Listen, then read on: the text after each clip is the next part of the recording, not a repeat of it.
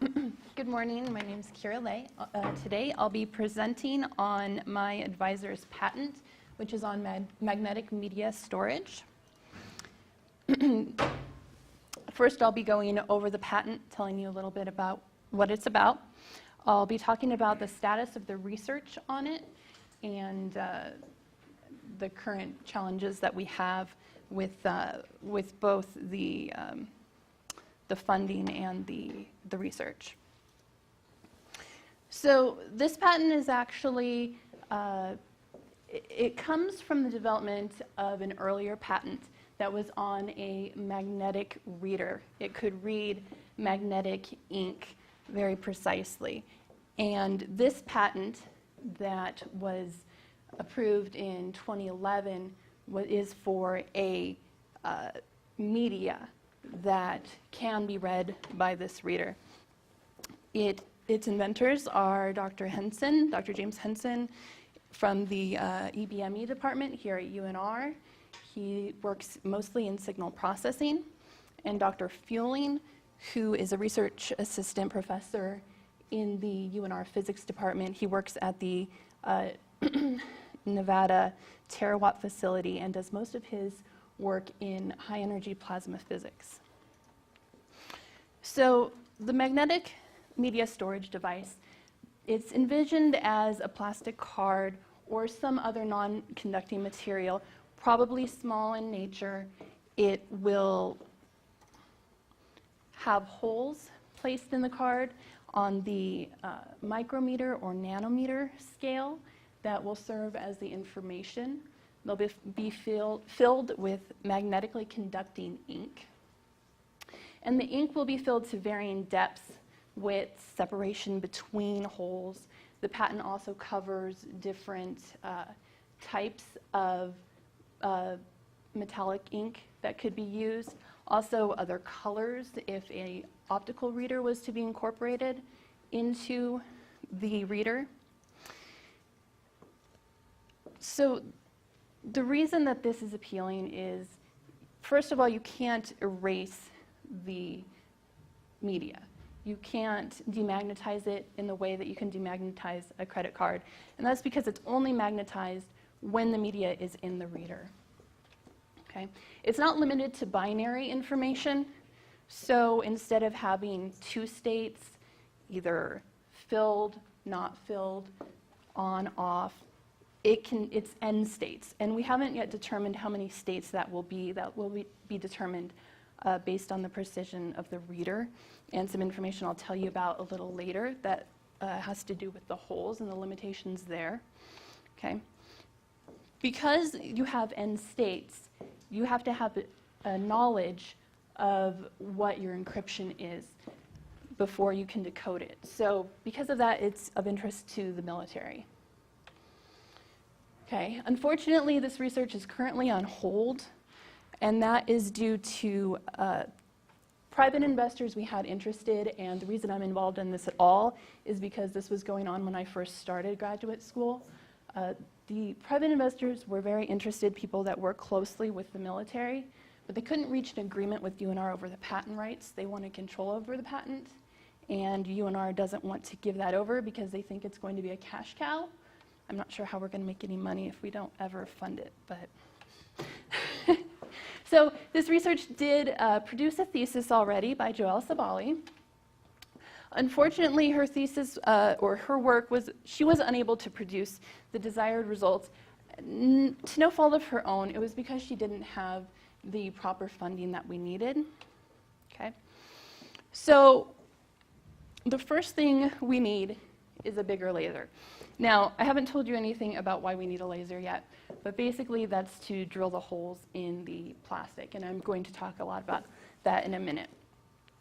So the laser that we were using is this Krylos frequency domain single shot, 532 nanometer. It's a green solid state laser. It's a class 3B. We were getting about 5 milliwatts out of it, so it's pretty powerful, but due to the lab setup we had and the cost restrictions, we weren't able to drill the holes that we wanted. So we're looking into possible collaboration with the Nevada Terawatt facility because they have a more powerful laser. So laser ablation of plastics is where the research is halted right now.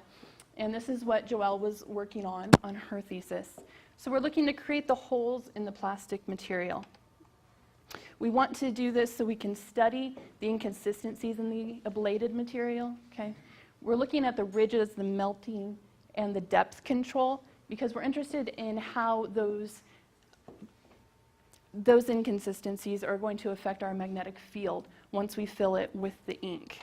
Okay. So this is not our lab bench, but it's a bench very similar to the one that we were working on. Okay. We've got our green laser there. It's being reflected off of several mirrors. Okay. And that's because we want to elongate the beam. We want to stretch it out in time to allow that beam to disperse. Okay. So what we're looking at here is we want to go from the very narrow beam that the laser produces and stretch that out over a longer area. Okay. Then we have a convex lens that we put over here.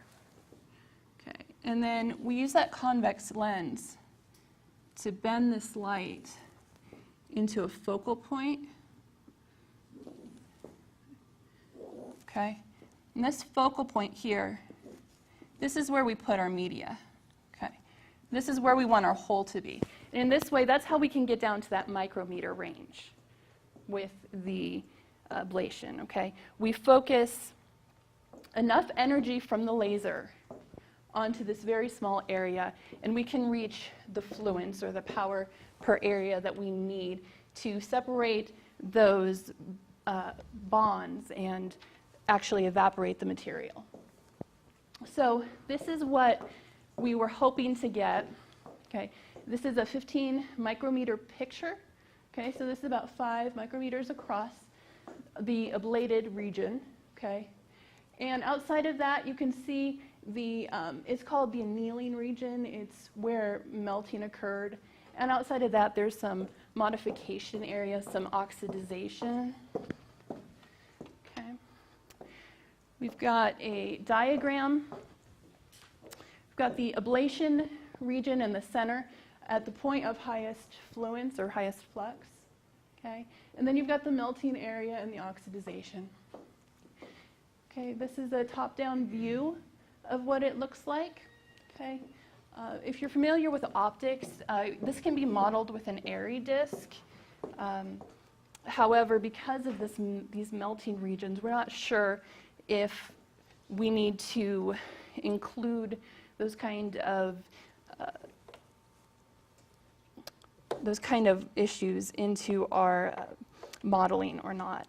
So that's what we're looking at. So these are images of single laser pulses to silicon from varying powers. If you can see, it goes from 1 joule in the A image to 4.1 joules in the F image. So you can see in A, you're getting some oxidization, some melting, goes on, and we finally start to see some ablation and some more complete ablation there, getting down to a hole that we may actually be able to fill with some ink. Joelle's results produced about an A picture. Unfortunately, we did not get any ablation with the laser we were using. So our challenges are the incomplete ablation, assuming that we are able to get it, which if we had the proper setup, we could. It's proven in papers, as you've just seen in those pictures. It creates the ridges and it can affect the depths. This is going to cause problems with our magnetic field. It's going to control the precision that we use with the magnetic field. So it's going to cause issues with how many states we can use. If we can't tell the difference between a 1 or a 2 or a 2 and a 3, then this media is not going to work. Let's see, let me go on to this. So in conclusion, the new magnetic media, it allows better encryption. It's more secure. You can't erase it. The only way you can erase it is to destroy the media. Okay, so it's of interest to the military for that reason. The research delays are the equipment and the funding. There are some other ideas being presented, but none are really in the works right now. And then the challenges with the materials, that the ablation creates an inconsistent surface, and that we're not sure how that's going to affect the magnetic field that we're trying to read. Yeah, there's my references. Are there any questions?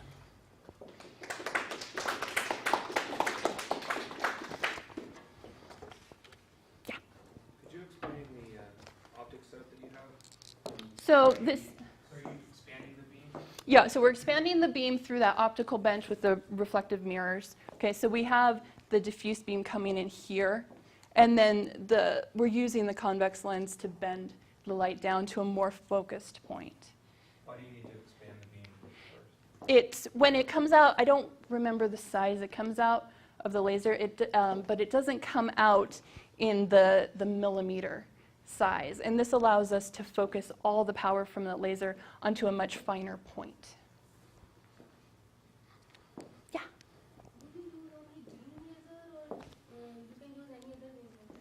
Yeah, green is what we had available to us. It's the power. You can use different wavelengths, absolutely. The green laser is the most powerful laser that we had, but the wavelength does affect the output. Yeah. Maybe I heard wrong. Did you say a 5 milliwatt is all you need for the laser? That's not powerful at all. That's like a laser pointer. I may have misspoke. It's a class 3B laser. That's 200 or more, I think. Yeah, and yeah, I think it's actually 500, not 5. Those, we can talk after. Those really aren't high-end lasers. They're like $1,000. Well, yeah.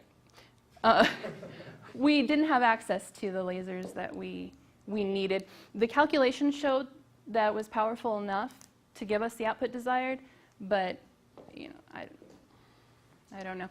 Also, one thing I wanted to mention in my talk, and I didn't, is we don't have to do it with lasers.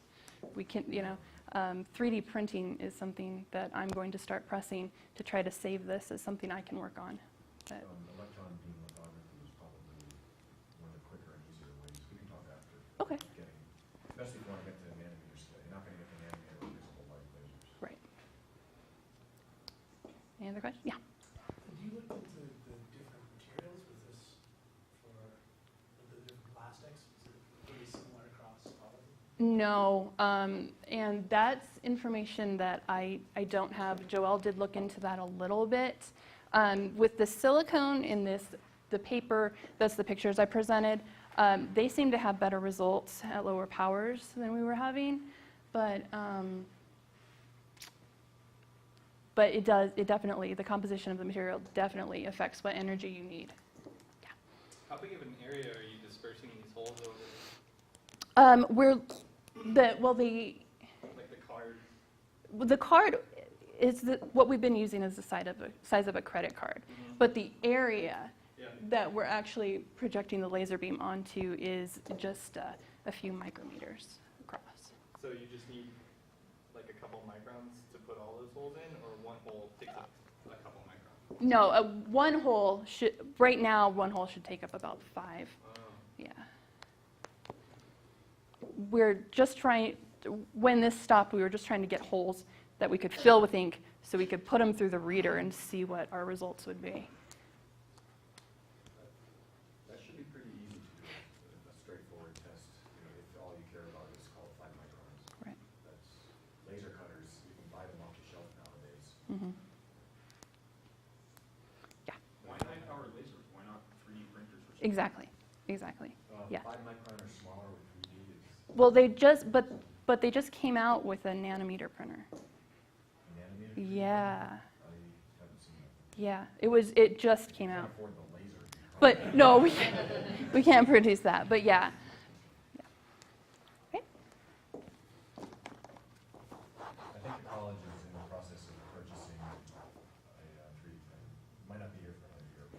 The library has one, but I don't know what the, yeah, I don't think it's, Do you need Micron resolution? I mean, if you're using this credit card, you could enter millions of bits on a credit card. right. It's just an ID card. Well, It depends on the application. It depends, yeah. Oops, I don't want to do that.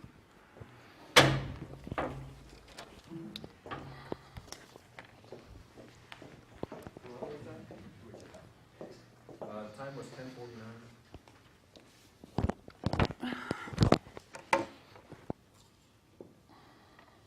Oh, walk away with the mic.